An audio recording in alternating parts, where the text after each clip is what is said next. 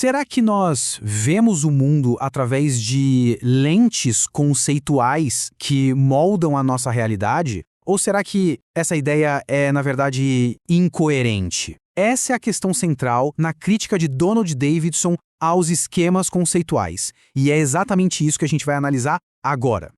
O argumento do Davidson não é um ataque qualquer. Ele vai direto no coração do relativismo conceitual. Ele questiona uma ideia que muitos filósofos tomavam como certa: a de que diferentes culturas ou épocas teriam visões de mundo tão distintas que seriam, em essência, incomparáveis. Davidson chama essa ideia de terceiro dogma do empirismo. É a crença de que existe um esquema mental que organiza a experiência bruta do mundo. Para ele, essa separação é uma suposição fundamental, mas que nunca foi provada e que sustenta toda a noção de que existem mundos conceituais radicalmente diferentes. A conclusão do Davidson é, na prática, um beco sem saída para a ideia de esquemas. Ele argumenta o seguinte: se um suposto esquema é tão diferente que não conseguimos traduzi-lo, como é que a gente pode sequer saber que aquilo é uma linguagem ou um sistema de pensamento? Agora, se a gente consegue traduzir, então ele não pode ser tão radicalmente diferente assim. Nos dois casos, a ideia de um esquema conceitual isolado simplesmente desmorona. Bom, esse ataque do Davidson atingiu em cheio o trabalho de pensadores como Thomas Kuhn. E a resposta do Kuhn não foi uma simples defesa. Foi uma evolução bem sofisticada das suas próprias ideias sobre como a ciência progride. A ideia inicial do Kuhn sobre incomensurabilidade era bem radical. Ao dizer que cientistas de paradigmas diferentes vivem em mundos diferentes, ele sugeria que eles não apenas discordavam, mas que a própria realidade que eles percebiam era fundamentalmente distinta. Confrontado pelo Davidson, o Kuhn refinou seu argumento com uma distinção que é crucial. Ele separou tradução, que seria a busca por equivalentes perfeitos, palavra por palavra, de interpretação. Para o Kuhn, mesmo que não seja possível traduzir perfeitamente um conceito de um paradigma antigo para o nosso, a gente pode aprender a pensar dentro daquele sistema, mais ou menos como um antropólogo aprende uma nova cultura. Isso permite a compreensão sem precisar de uma equivalência perfeita. Para Kuhn, o buraco é mais embaixo. O problema não é só que uma palavra aqui não se encaixa perfeitamente com outra ali. É algo muito mais fundamental. Pense o seguinte: um cientista da Idade Média e um físico quântico de hoje. Eles não usam apenas teorias diferentes, eles fazem perguntas diferentes, buscam problemas diferentes, usam métodos que o outro nem reconheceria como ciência. A própria prática científica é outra. É aí que mora a verdadeira barreira. E é aqui que Kuhn dá a sua resposta mais afiada a Davidson, fazendo uma distinção crucial entre tradução e interpretação. Davidson basicamente diz: se conseguimos interpretar, então não há barreiras reais. Kuhn responde: calma lá, interpretar não é a mesma coisa que traduzir. É perfeitamente possível aprender a pensar como Einstein, a falar einsteinês, por assim dizer, mas isso não significa que seja possível criar um dicionário perfeito entre a física dele e a de Newton. As estruturas de pensamento são, em pontos-chave, incompatíveis. Então o nó da questão é este. Para Davidson, a interpretação é a ponte que elimina qualquer barreira conceitual. Para Kuhn, a interpretação é sim a ponte, mas é justamente ao atravessá-la que percebemos que existem ilhas de conceitos que continuam incompatíveis. É possível dialogar, claro, mas o diálogo não apaga as diferenças fundamentais. Ele as revela. Esta tabela mostra muito bem como o debate com Davidson foi produtivo. Ele forçou Kuhn a refinar sua posição. Ele deixou de lado a ideia mais radical de que cientistas vivem em mundos diferentes e adotou a noção mais sutil de vocabulários diferentes. A incomensurabilidade deixa de ser total e passa a ser local, focada em alguns conceitos-chave. E o ponto mais importante, ele mostra que isso não leva a um relativismo do tipo vale tudo. A escolha entre teorias continua sendo racional, guiada por valores que a comunidade científica compartilha, como precisão e simplicidade. Agora, vamos para uma crítica de natureza bem diferente. Um grupo de filósofos argumenta que Davidson pode até ter vencido a batalha, mas lutou contra o oponente errado. A acusação é que ele construiu um espantalho, uma versão tão extrema e caricata da ideia de esquema conceitual que se tornou fácil demais de derrubar. Nomes de peso como Peter Hacker, Xinli Wang, Ian Hacking e Nicholas Hescher convergem nesse ponto. Eles dizem que Davidson foca apenas no cenário mais radical possível, um esquema conceitual completamente impenetrável, totalmente intraduzível. E ao fazer isso, ele acaba ignorando todas as versões mais moderadas e muito mais plausíveis da ideia. Hacker, por exemplo, aponta para algo que parece bastante intuitivo. O fato de não existir uma tradução perfeita, literal, palavra por palavra, não significa que a compreensão seja impossível. É claro que podem existir esquemas conceituais muito diferentes, mas que ainda assim são parcialmente traduzíveis. Ao mirar apenas no caso extremo da intraduzibilidade total, Davidson simplesmente deixa de lado essa imensa zona cinzenta que é justamente onde o debate real acontece. Sin-Li Wang, por sua vez, ataca a lógica interna do argumento de Davidson. Ela diz que ele dá um salto muito grande. Ele prova de forma convincente que um esquema totalmente intraduzível é uma ideia incoerente. Ok, ponto para ele. Mas a partir daí, ele conclui que toda e qualquer noção de esquema conceitual é inválida. Para Wang, isso é um erro lógico. Provar que o extremo é impossível não prova que as versões mais moderadas também sejam. Outros filósofos sentiram que ele tinha criado um alvo fácil de atacar. Eles argumentaram que esse foco exclusivo do Davidson na tradição linguística ignorava que os esquemas conceituais são mais do que apenas linguagens, são práticas, métodos e formas de interagir com o mundo.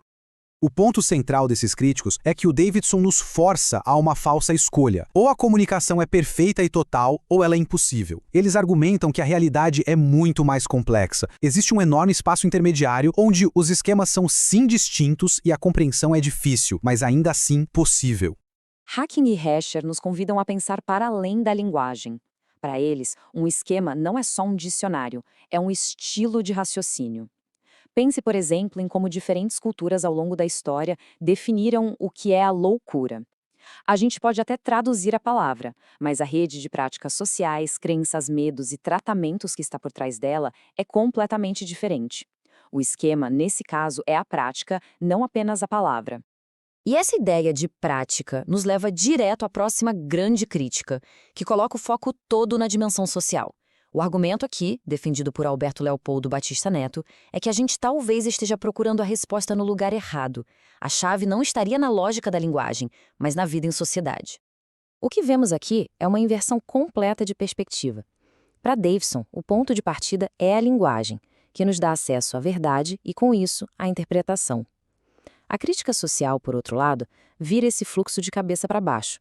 O começo de tudo são as práticas sociais e os valores de uma comunidade. São esses valores que moldam as categorias que usamos para pensar e só lá no final da linha a linguagem que usamos para falar. A base de tudo não é a lógica, é a vida em comum. Aí vem uma próxima linha de crítica que aprofunda ainda mais o problema, movendo o debate da lógica pura para a sociedade.